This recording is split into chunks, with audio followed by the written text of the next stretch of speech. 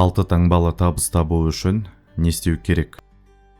Мен кондиционер жөндеймін, бірақ жеке тапсырыстар емес, ауруханалар мен бизнес орталықтардың. Міне, мені қызықтыратын осы. Осы саланы меңгеру үшін қандай да бір кеңестер бар ма? Көп жағдайда осындай кеңестер береді. Егер танысыңның жылыту, желдету және кондиционер компаниясы болса, соның жанында біраз жұмыс істейсің. Сол уақытта жергілікті кәсіподағына өтініш беріп үлгересің. Курсқа жазылып сертификатыңды аласың. Оқу бағдарламасын аяқтаған соң жағдайың жақсы болады. Содан кейін Johnson Controls сияқты кәсіподақ қызметін көрсететін кез келген компанияда 40 жыл бойы жалыққанша істей бересің. Немесе кәсіподақ жоқ ұйымға кеңесші не директор болып орналасу мүмкіндігі туады. OVKV саласында әр деңгейдегі адамдарды білемін. Олардың бәрі универден бастаған, немесе біраз жыл төменгі қызметте істеп жүріп, жақсы жұмысқа орналасқан. Мен жақсы ақша табу үшін электр жеткізу желілерін орналастырып және ремонтына жауап беремін. Әрі жоғарғы вольтты токпен жұмыс істеймін.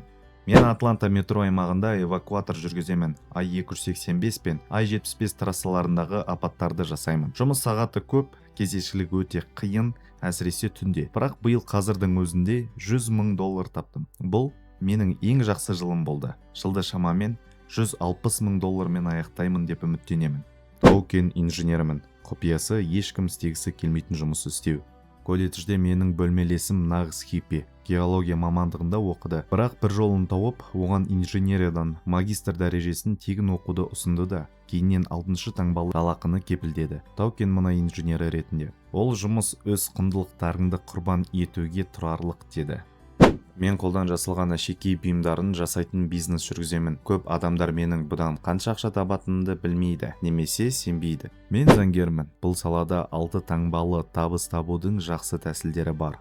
Қайтадан юрист. Менің айтарым керек емес, юрист болмаңдар. Ақыры 6 таңбалы табысқа жетесің, бірақ соған дейін 6 таңбалы студенттік қар жиналады. Қалыпты адам сияқты ойлау, сөйлесу қабілетің бұзылады. Өзіңде сияқты ойлайды, сөйлей алмайтын басқа заңгерлермен көп уақыт өткізуге тура келеді. Және бұл нағыз тозақ жұмыс. 10 жылдан соң өзің көрмейтін үйде өмір сүріп, ауыр тәуелділікке түсіп, кәсібіңнен тыс ешкіммен сөйлесе алмай қаласың. Бірақ ақшаң көп болады. Сатумен айналысамын. Менің жағдайымда страховка сатамын. Егер жоғары білімің не программалау қолыңнан келмесе, бұл жақсы жол. Бірақ үнемі жоқ деген жауап естуге дайын болу керек. Бұл көбі ойлағаннан да қиынырақ. Сату қаржылық еркіндікке апаратын жасырын жол. Хирург. Электромонтермін, білікті жұмысшымын. Жылына $150-250 мың. Табыс деңгейі жоғары аймақта одан да көп. Бәрі сен қанша жұмыс істеуге дайынсың, соған байланысты. Бухгалтерия.